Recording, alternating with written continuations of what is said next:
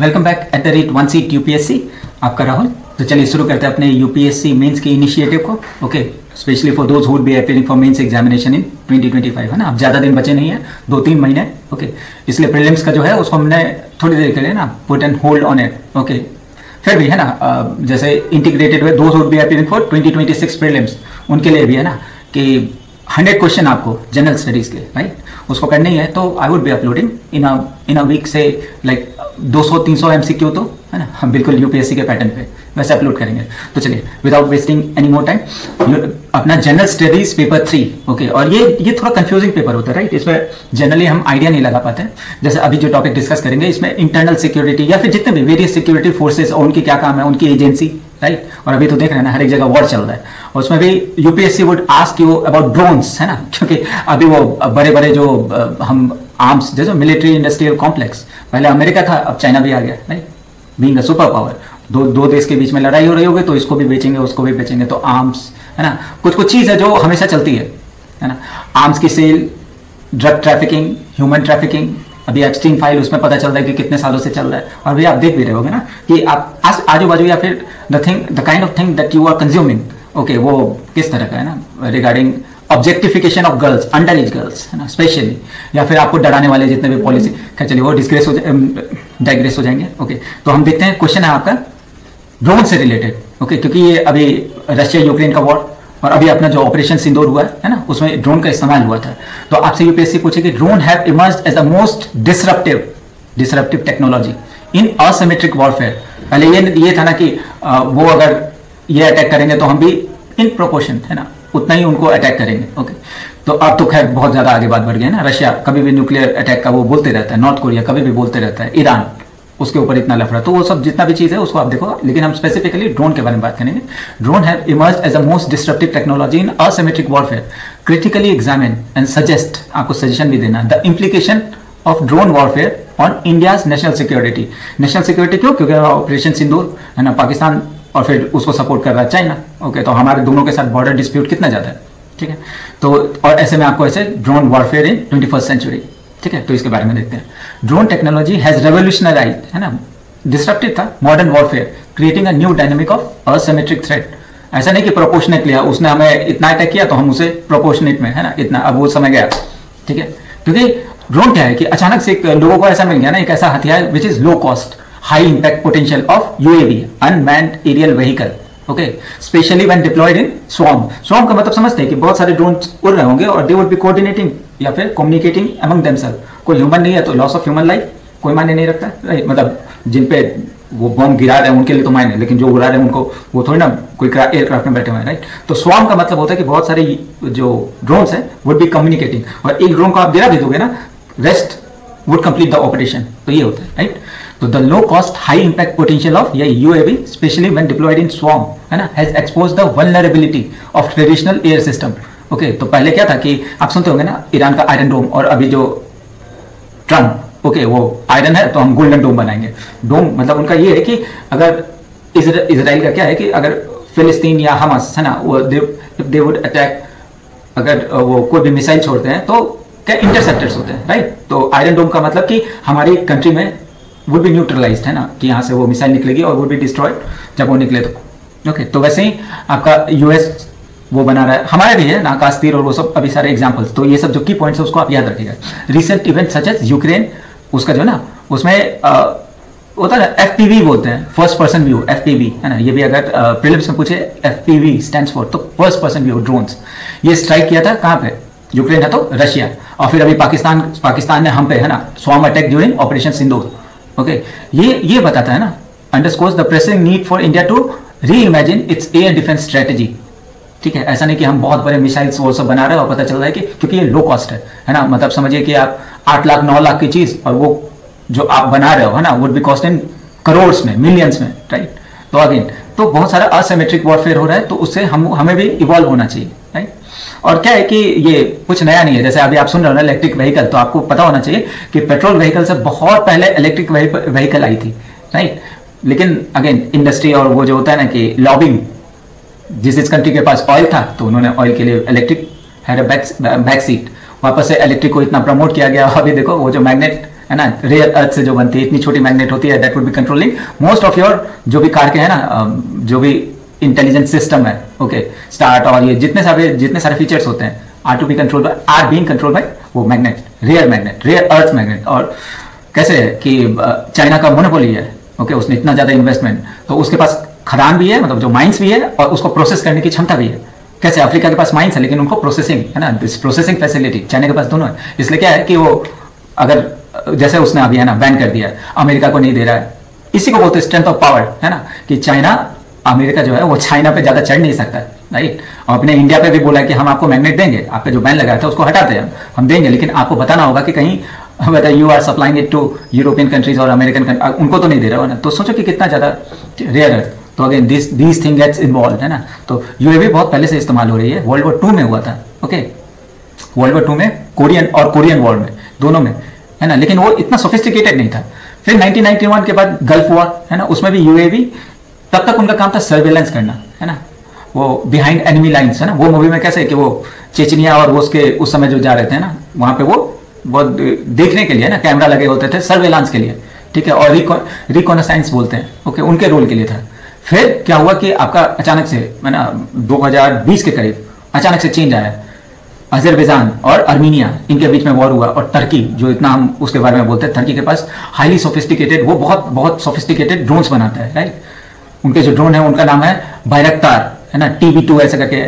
फिर इसराइल, वो भी बहुत, उसका हैरोक ड्रोन होता है ना। तो कैसा होता है कि अजरबैजान सोच रहा था कि अर्मीनिया और अजरबैजान के बीच में इसका बहुत ज़्यादा इस्तेमाल हुआ, ठीक है, और इनका काम क्या होता है, न्यूट्रलाइज कर देते हैं ना, आपका कितना भी बड़ा एयर डिफेंस हो, ठीक है, और कितना भी आपकी आर्मर्ड वही सबको वो डिस्ट्रॉय कर देते हैं, राइट। तो और कॉस्ट इफेक्टिव, सबसे बड़ा चीज़ तो कॉस्ट इफेक्टिव।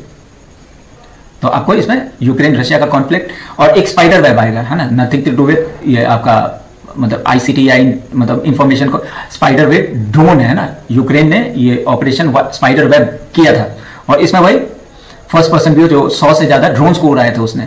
और वो कैसे बताया था कि वो कितना बड़ा न्यूज था ना, कि रशिया के बहुत अंदर जाके उनकी टेरिटरी में उन्होंने अटैक किया था, और भी टारगेटिंग स्ट्रेटेजिक एयरबेस, और कितना लगभग 40 एयरक्राफ्ट। तो सोचो कि 5-6 लाख की चीज से होना 40 एयरक्राफ्ट, है ना, और वे कितना अराउंड 7 to 10 बिलियंस बोलते हैं, कि छोटे से ड्रोन ने बिलियन ऑफ उनकी वो एयरक्राफ्ट को डिस्ट्रॉय कर दिया, ठीक है। फिर रशिया भी यूज करता है शाहिद 136, ओके, ये उन्होंने लिया है, Russia uses Shahed 136 drone from Iran to strike energy infrastructure and saturate, मतलब उनकी डिफेंस को बचाने के लिए, है ना। फिर मिडल ईस्ट में देखो, हुती के बारे में सुनते हैं ना, हुती रिबेल्स यमन में, ओके, तो ये भी सऊदी अरेबिया का, हुती और सऊदी अरेबिया इन दोनों के बीच में, तो सऊदी अरेबिया के ऑयल फैसिलिटीज है, वहां पे भी ये ड्रोन से अटैक करते हैं। फिर गजा सबसे बड़ा एग्जांपल, तो ये हमास जो है उनका जो, मतलब some consider them as terrorist group, वो होता है ना कि एक के लिए टेररिस्ट, दूसरे के लिए फ्रीडम फाइटर, तो वैसे Hamas uses drone for surveillance and attack. Israel वो भी डिप्लॉय करता है AI enabled drone for precision strike. तो अभी देखो गजा में कितना है इजराइल ने जो भी किया है, राइट। अब देखो these operation reveal how low tech drones, कोई सोफिस्टिकेटेड मतलब बहुत ज्यादा हाई टेक इस्तेमाल नहीं करता, और फिर कितना लो कॉस्ट है। UAV can cause high cost strategic damage when used innovatively, okay. फिर ड्रोन के कारण क्या क्या, जैसे स्वॉर्म ड्रोन के बारे में जानो, swarm drone operate in a coordinated formation, okay, sharing data, उनके बीच में कम्युनिकेशन चलता है, शेयरिंग डाटा, एडजस्टिंग टैक्टिक, अगर एक ने कुछ किया तो कैसे एक जैसे बोलते हैं मिलिट्री आर्मी फॉर्मेशन, है ना, एक गाइडेंस देगा और दूसरे ऑपरेट करेंगे, तो ये एंटायर मशीनरी, है ना। अब सोचो कि वॉरफेयर कहाँ पे चला गया। एडवांटेज क्या है ड्रोन का यूज करने का, पहला बात है इनबिल्ट रिडंडेंसी, स्वॉर्म में जा रहे हैं, एक ड्रोन खराब हुआ तो ऐसा नहीं कि दूसरे भी डिसफंक्शनल हो जाएंगे, वो अपना काम करते रहेंगे। If some drones are intercepted others complete the mission, okay. AI integrated जो ये ड्रोन्स है ना, swarm can make tactical decision in real time, human का इन्वॉल्वमेंट है, वही डिसीजन, मतलब machine would be taking your decision. Artificially intelligence control जो होते हैं कि उनको पहले ही फीड है कि अगर ऐसा हुआ तो this is how you would respond, okay. अब इंडिया का एक्सपीरियंस देखते हैं क्या हुआ अभी operation Sindoor. Pakistan swarm attack targeted Baramulla to Barmer over 4 दिन तक इन्होंने बारामुल्ला जो पोस्ट है और बरमार पे इन्होंने अटैक किया, ठीक है, और बहुत ज्यादा ड्रोन्स को भेज दिए, यही स्वॉर्म अटैक। ओवरवेलमिंग रडार्स, जो हमारे रडार्स थे वो कैप्चर नहीं कर पाए। एग्जॉस्टिंग एम्यूनेशन, है ना, इधर उधर, मतलब उनको डिस्ट्रॉय करने के लिए जितना भी एम्यूनेशन हमने इस्तेमाल किया was लगभग वेस्ट, है ना। तो ये बताता कि इंडिया कितना वल्नरेबल है, और दोनों सुपर पावर, है ना। America and China both supporting Pakistan, ठीक है, असल में हमारी तो उसने पूरी तरह से लगा रखी है ना। अब चैलेंजेस क्या क्या आ रही है काउंटरिंग ये ड्रोन का, अगर हम पे अटैक होता है तो उसमें पहला बात तो कॉस्ट असिमेट्री है ना, 8 लाख का ड्रोन और 800 बिलियन के एयरक्राफ्ट को डिस्ट्रॉय कर सकते हैं, तो ये इम्बैलेंस है।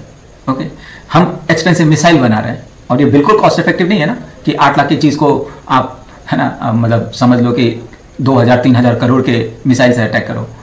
तो इंडिया का जो अब हमारा दिक्कत भी क्या है कि India extensive land border and population density, कितना ज़्यादा हम लोग हाईएस्ट है ना, increase the difficulty of pre emptying drone attack, कहाँ पे होगा किस जगह पे है ना। फिर स्ट्रेटेजिक गैप है, अपने जो फॉर्मल एयर मार्शल है अनिल चोपड़ा, उन्होंने बोला था defeating drone swarms require integration between intelligence local policing.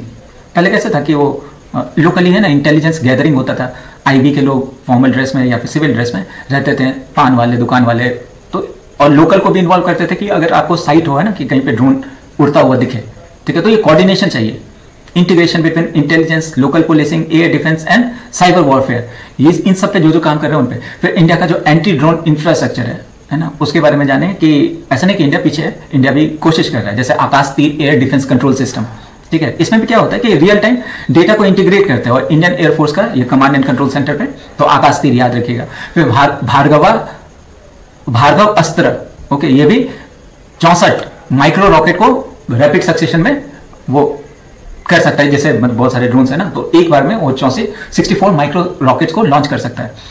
और ये भार्गवा अस्त्र ये क्या करता है, ऑफर 360 डिग्री कवरेज, 4 किलोमीटर का इनका डिटेक्शन रेंज है, स्पेसिफिक नहीं याद कीजिए लेकिन प्रीलिम्स में आ गई ना, आकाश तीर भार्गव अस्त्र ये सब चीज। फिर इंद्रजाल, ठीक है, इंद्रजाल जो है ये बाय ग्रीन रोबोटिक्स, ये क्या है, ये AI driven grid system capable of protecting 4000 square kilometre है ना, using a mix of spoofer jammer radar, इन सबको इस्तेमाल करते हैं। और हमने कहाँ पे जो हमारे कोस्ट है राइट, गुजरात में लगा रखा है, ये सब कर्नाटका में रखा है, रिस्पॉन्स ड्यूरिंग ऑपरेशन सिंदूर। लेकिन दिक्कत क्या है ना कि स्टिल जो हमारा गगन था है ना, मतलब जो रडार सिस्टम पे बोलते हैं ना कि अमेरिका का GPS, तो चाइना के पास बदाऊ है राइट, और वो बताओ कि वो real time strategic information Pakistan को दे रहा था कि आपकी ये आर्मी यहाँ से यहाँ डिप्लॉय हो रही है, आपने ये, तो उनके पास सर्वेलेंस की इतनी ज्यादा कैपेबिलिटी थी, दैट्स व्हाई है ना वी सफर्ड है ना, जो भी लॉस हुए हैं वो बिकॉज ऑफ चाइनीज हेल्प। तो देख रहे हैं ना वॉरफेयर कहाँ पे जा रहा है, ठीक है। और again ultimately economic would be controlling everything, कि जैसे कॉलोनियलिज्म में वॉर होती थी ना, वैसे ही अभी सिर्फ रिसोर्सेज को लेने के लिए जगह जगह पे वॉर हो रही है राइट।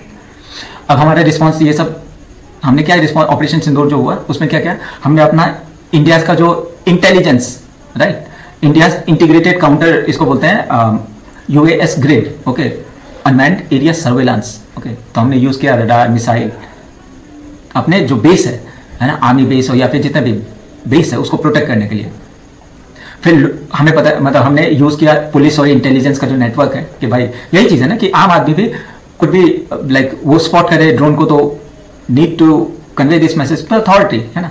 फिर देखिए स्ट्रेटेजिक शिफ्ट हमने लाया है ना, AI का स्टार्टअप अभी कितना, जो कि स्वार्म टेक्नोलॉजी पे और या फिर ड्रोन टेक्नोलॉजी पे फोकस करे उसके लिए, ठीक है। फिर अपना chief of defence staff Anil Chauhan ने बताया है कि यार हम अब ऐसे वॉर की तरफ जा रहे हैं ना कि where machine would be fighting machine. पहले क्या होता था कि आर्मी मूव करती थी एक आर्मी दूसरे आर्मी के साथ, तो अब तो सब कुछ राइट कि मशीन और मशीन ही लड़ाई कर रही है, लेकिन मर आदमी रह रहा है ना। तो India has rapidly expanded drone ecosystem, हमने स्टार्टअप पे इन्वेस्ट किया, लगभग 600 स्टार्टअप इन ड्रोन और काउंटर ड्रोन टेक्नोलॉजी, ओके, उस पर अभी वर्कआउट कर रहे हैं। फिर हम क्या कर रहे हैं कि हमने थोड़ा सा उस पर रिस्ट्रिक्शन लगाए कि बाहर से, जैसे क्या इंडिया का ज़्यादा क्या था कि बाहर से इंपोर्ट किया, उस पर अपना ठप्पा लगाया, आगे बढ़ा, उसको छोड़ करके अभी हम इसमें ना ड्यूटीज लगा रहे हैं कि अपना इंडिजिनस, ओके, स्टार्टअप है तो फिर इंडिजिनस टेक्नोलॉजी हमारे पास होगी है ना, या फिर पार्टनरशिप में करो टेक्नोलॉजी ट्रांसफर, ओके, वो भी कितना बढ़िया चीज़ है। तो ये सब आपके पॉइंट्स है ना, आपकी ओपिनियन आपको बताना पड़ेगा। AI एनेबल स्वॉर्म है ना, अगर आर्टिफिशियल इंटेलिजेंस को अगर आपके UAV के साथ है ना, ड्रोन के साथ, तो क्या है कि डिसीजन मेकिंग कितना जल्दी हो जाता है ना, मेक डिसीजन इन फ्लाइट। फिर operation in GPS denied environment, America का तो वही है ना, जैसे बताया ना एग्जांपल, चाइना ने बजाओ का पूरा जो सर्वेलेंस जो उनका GPS है ना, GPS जो कोऑर्डिनेट करती है लॉन्गिट्यूड और लैटिट्यूड, ठीक है। तो हमें GPS का डिनाई एनवायरमेंट है ना, अगर GPS जैसा अभी क्या है कि जैसे इट माइट बी कॉन्ट्रोवर्शियल कि रफाइल का जो था उसमें बहुत सारे ऐसे ऑपरेशंस थे दैट रिक्वायर्ड की सिक्योरिटी की दैट फ्रांस वाज अनेबल नहीं कि वो दे ही नहीं रहा था, ओके। तो टेक्नोलॉजी ट्रांसफर, इसलिए इंडिजिनस हर एक चीज डेवलप करना चाहिए, और हमारे पास है ब्रेन, वैसे हैं राइट। फिर पॉलिसी एंड इंस्टीट्यूशनल डायमेंशन में देखो कि अपना जो डिफेंस कॉरिडोर बना रहे हैं ना, डिफेंस इंडस्ट्रियल कॉरिडोर, ओके, यहाँ पे क्या होता है कि स्पेसिफिकली उस जगह पे सिर्फ डिफेंस रिलेटेड इक्विपमेंट्स बनेंगे ना, फैसिलिटेट ड्रोन मैन्युफैक्चरिंग हब, जैसे ये तमिलनाडु और उत्तर प्रदेश में खोला, राइट। फिर हम अपना बूस्ट कर सकते हैं ना इनोवेशन, प्राइवेट फर्म को इन्वॉल्व करके अपना cyber security, civil aviation safety, okay, तो इनको जैसे आपका directorate general of civil DGC है और मिनिस्ट्री ऑफ सिविल एविएशन, ये ज्यादातर रेगुलेट करती है, ज्यादा क्या है इन्हीं के हाथ में, ये रेगुलेट करती है कि सिविलियन ड्रोन्स है ना, अभी ड्रोन्स का कैसा है कि वो 360 डिग्री के लिए कितने सारे रील्स और वो सब बनाते हैं, ठीक है, तो अगर वो कोई अलाउ करे तभी तो इन सबको भी इन्वॉल्व होना होगा ना। फिर लीगल फ्रेमवर्क में देखो कि इंडिया ड्रोन इंपोर्ट बैन है ना, कि हम नहीं तो इंडिजिनस जो इंडस्ट्री है वो डेवलप नहीं करेंगे ना, तो सिर्फ रिसर्च एंड डेवलपमेंट, ओके, और डिफेंस पर्पस के लिए हम अलाउ कर रहे हैं। इस तरह से हम अपने आप को प्रमोट कर सकते हैं कि हम भी इंक्लूड, क्योंकि ये चीप टेक्नोलॉजी है, राइट, और इसमें ज़्यादा माथापच्ची नहीं करनी है कि वो बहुत ज़्यादा सोफिस्टिकेटेड हो, तो इसमें इंडिया कुड बिकम इतने ब्रिलियंट ब्रेन है यार हमारे पास, है ना।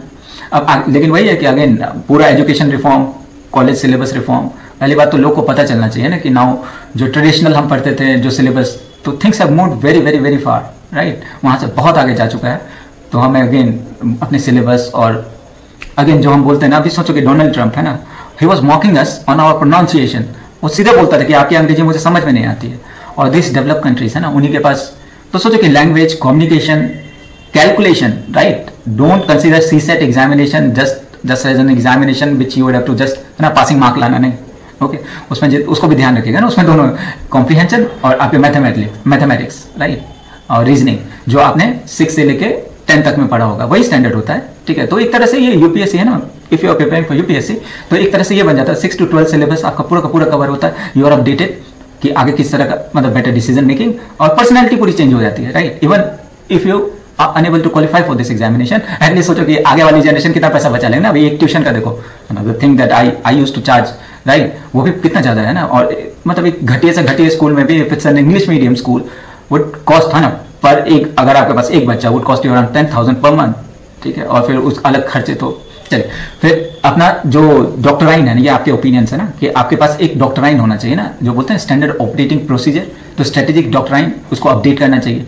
फिर local intelligence gathering, even traffic police, civilian can aid in early detection of suspicious activity. फिर अपने साइबर डिफेंस में और आर्टिफिशियल इंटेलिजेंस में रिसर्च और डेवलपमेंट, इसके लिए इन्वेस्टमेंट चाहिए ना, तो गवर्नमेंट को इन्वेस्ट करना चाहिए इन सब चीज़ों में। इंटरनेशनल कोलैबोरेट करें कि उनकी बेस्ट प्रैक्टिसेस को हम अडॉप्ट करें, रदर देन जैसे राफेल के केस में या ऐसे कि हम किसी पे डिपेंडेंट हो, राइट, कोई कुछ बेच रहा है तो would be giving their equipment to the highest bidder, तो उनको पता चलेगा कि भाई फलाने आप भी वही चीज़ ले रहा हो और आपका जो दुश्मन है वो भी, तो है ना, चेक बोलते हैं ना कि इवन आउट, ओके। तो इसमें आपका इजराइल का आयरन डोम और ये सब जितने भी टेक्निकल टर्म्स है ना, यू शुड रिमेंबर इट, और स्टार्ट जो GS3 और GS4, ओके, इसमें तो मुझे भी इतना ज़्यादा प्रॉब्लम होता था कि मुझे कम से कम 2-3 मिनट, 2-3 क्या मोर देन 5 मिनट समझने में ही लगता था कि व्हाट शुड आई राइट, तो राइटिंग प्रैक्टिस भी। चलिए अब कंक्लूड करते हैं। The future of conflict is unmanned, अब आर्मी नहीं जाएगी, अनप्रिडिक्टेबल एंड अनरिलेंटिंग, कि 1-2 दिन में नहीं, अब ये खानदानी वाला चला जाता है ना। The search in drone warfare, drone क्या है, चीप है, मोबाइल है, स्मार्ट है, demand that India not only defend against the new threat but also redefine its military doctrine to stay ahead, okay. तो वैसे ही फिर आप इसको पॉजिटिव नोट पे बोलो, बाय इन्वेस्टिंग, आपका opinion, by investing in indigenous innovation, AI enable system and coordinated defence, okay, मतलब बहुत सारे लेयर्स बनाओ उधर, India can transform it's vulnerability into strategic dominance in this new era of warfare, okay. तो चलिए इसमें की पॉइंट्स आप ध्यान रखिएगा। और अगेन जो रिसेंट हैपनिंग है ना, मेन बात है जो एक साल में जो चीज़ हो रही है, तो UPSC would be framing questions from those news articles, है ना, जो अभी चल रहा है, ओके।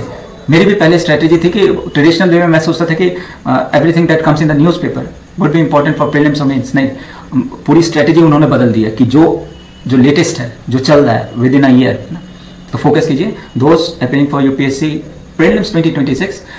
अच्छा खासा टाइम आपने स्पेंड कर दिया, अपनी गलती, अपनी जो बोलते हैं ना स्वॉट एनालिसिस, स्ट्रेंथ, वीकनेस, है ना, वो जो है उस आप जान गए हो। तो अब स्टार्ट, अगर प्रीलिम्स, मेंस और इंटरव्यू तीनों के इंटीग्रेटेड बिकम सीरियस है ना।